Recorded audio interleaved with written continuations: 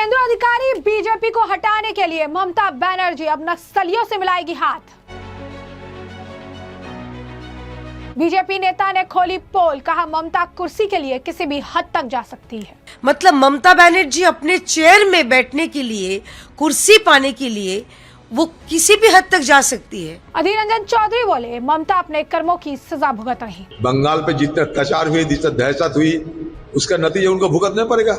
तो पश्चिम बंगाल की पूर्व मुख्यमंत्री ममता बनर्जी ने रविन्द्रनाथ टैगोर की जयंती के मौके पर पश्चिम बंगाल में बीजेपी के खिलाफ राजनीतिक लड़ाई शुरू करने की घोषणा की। दिलचस्प बात ये रही कि ममता बनर्जी, जिन्होंने कम्युनिस्टों को हटाकर सत्ता में आप कह सकते हैं काबिज हुई थी, 15 साल कम्युनिस्टों के खिलाफ उन्होंने बयान दिए, तमाम चीजें कही, उनके सरकार से कंपैरिजन किया, वही ममता बनर्जी अब बीजेपी को हटाने के लिए कम्युनिस्टों के साथ आने से भी कतरा नहीं रही है, क्योंकि ममता बनर्जी ने खुद कहा कि आतंक का राज शुरू हो चुका है, आतंक के खिलाफ नैतिक और राजनीतिक लड़ाई शुरू हो गई है। मैं गैर बीजेपी राजनीतिक दलों से एकजुट होने की अपील करती हूँ। मैं एनजीओ और दूसरे निष्पक्ष मंचों से आंदोलन में शामिल होने का आग्रह करती हूँ। विपक्ष के सभी राष्ट्रीय नेताओं ने मुझे संपर्क किया है। मैं राष्ट्रीय दलों के साथ साथ वामपंथी और अति वामपंथी दलों से भी बंगाल और दिल्ली में एकजुट होने की अपील करती हूँ।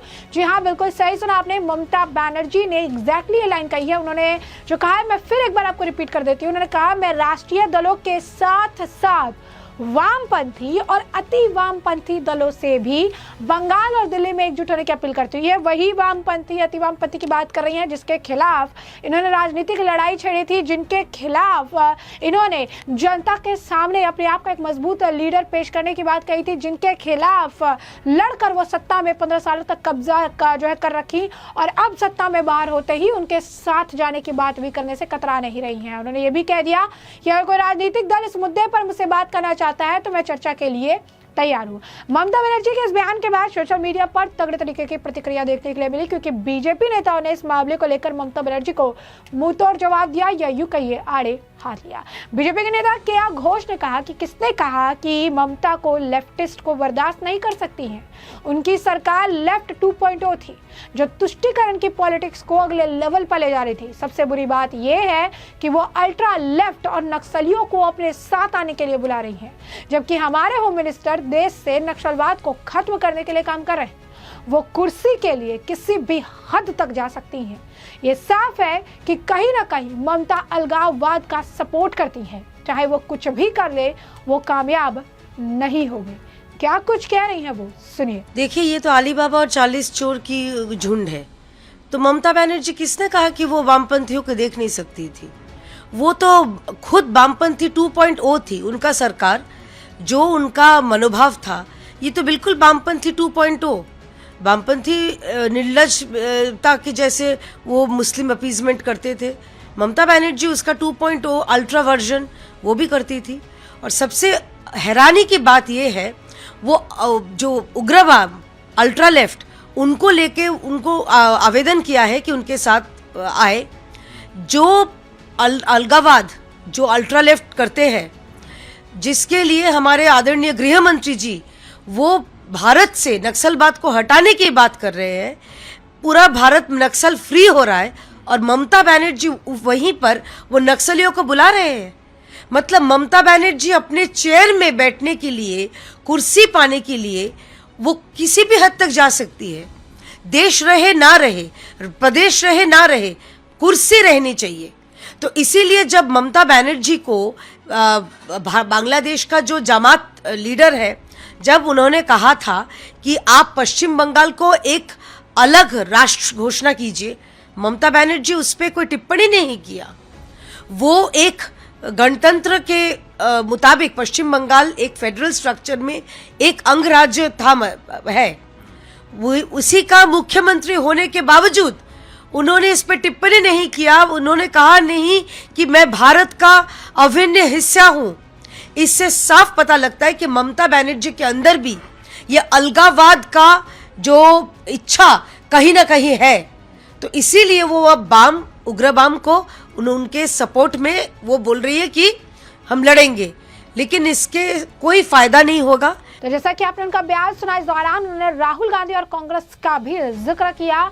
जमकर बरसी पश्चिम बंगाल की स्थिति के साथ साथ कांग्रेस को भी उन्होंने लपेटा। क्या कुछ कह रही है, क्या कुछ सुनिए। मैं साफ बताना चाहती हूँ, क्योंकि इनका जो चेहरा है राहुल गांधी जी, जो 99 बार वो हार के उनका मॉरल विक्ट्री हुआ है, पश्चिम बंगाल में उनका फिर से हार हुई है, बुरी तरह से हार हुई है।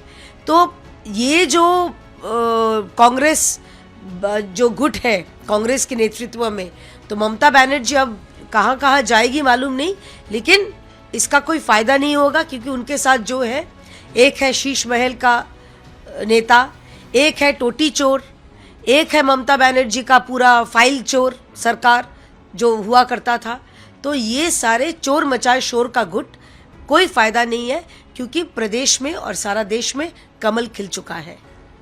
दीदी, अभिषेक बनर्जी भी टिप्पणी कर रहे हैं, बोल रहे हैं, is this how you plan to drive boy out by setting Bengal on fire? What unfolded in खेजूरी's निक्षाबा is nothing short of barbaric. Over 60 shops were attacked. Both Hindu and Muslim shops were attacked. Made no difference. Power चले जाने के बाद अभिषेक बनर्जी को हिंदू की याद आ गई।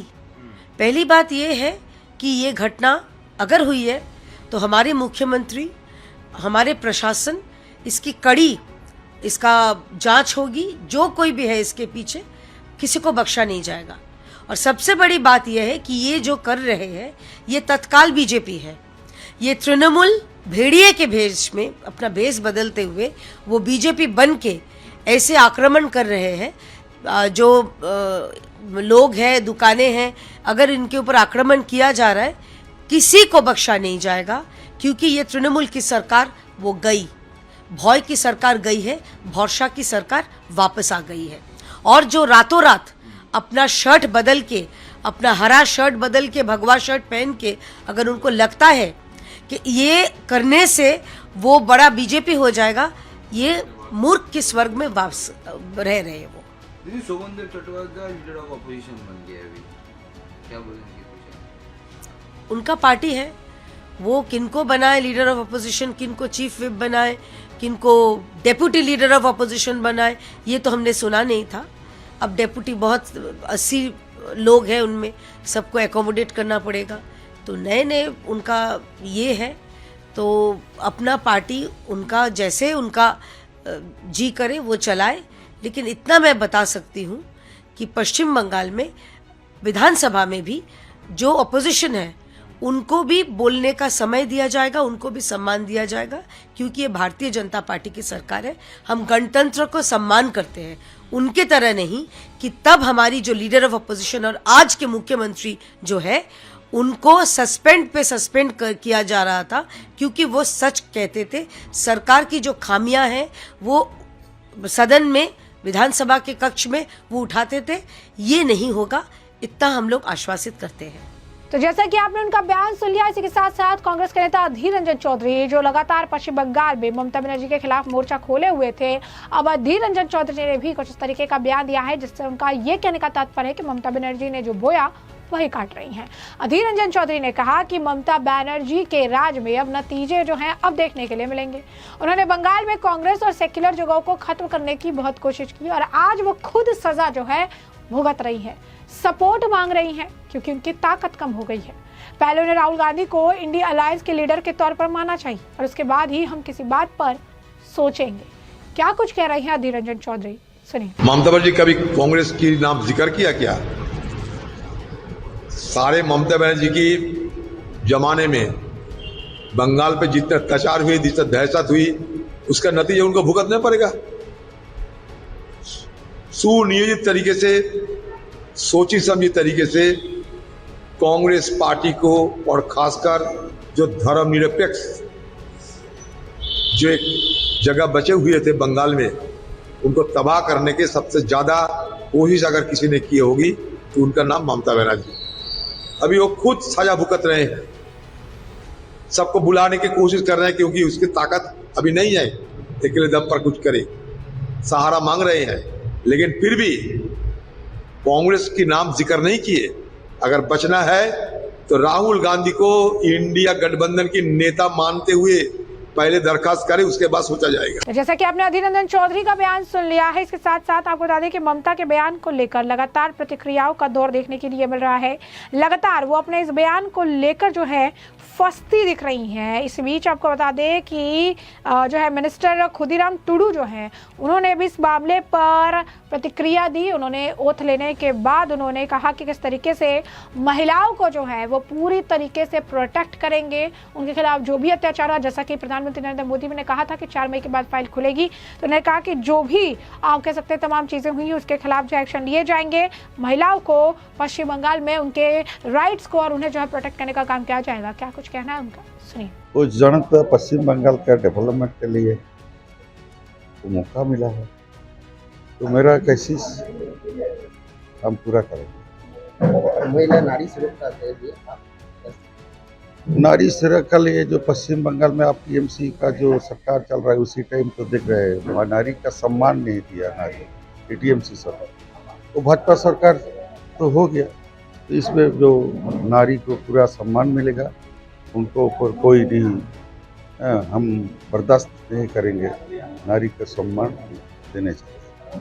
आदिवासी समाज के लिए क्या कीजिएगा सर? आदिवासी समाज के लिए संदेश देने में आपको पास आया हूँ, लेकिन वो जो जितना आदिवासी का ऊपर जो अत्याचार चल रहा है वो पूरा हम बंद करेंगे। यहाँ पे एक मॉल में आदिवासी से महिला के ऊपर अत्याचार हुआ था, तो उसकी अब ये मॉल वालों के लिए क्या बोलिएगा? जो क्रिमिनल हो, जो हो, ट्राइबल का ऊपर जो अत्याचार करेंगे वो पूरा अरेस्ट हो जाएगा, पूरा गारद में हम अंदर करवा देंगे। तो ऐसे में आपने तमाम बयान सुन लिए और हमने आपको जो पूरा मामला है ये बड़ा विस्तार से बता दिया है कि पूरा मामला क्या है, किस तरीके से पश्चिम बंगाल की पूर्व मुख्यमंत्री ममता बनर्जी कुर्सी जाने के बाद इस कदर बौखला गई है कि कम्युनिस्टों को साथ आने की बात कह रही है, जिसके बाद बीजेपी ने उन्हें मुंह तोड़ जवाब दिया है। तमाम आपने बयान भी सुन लिए हैं। इस पूरे मामले पर अब आपकी जो राय हो कमेंट सेक्शन में कॉमेंट करके जरूर से जरूर साझा करिएगा। धन्यवाद।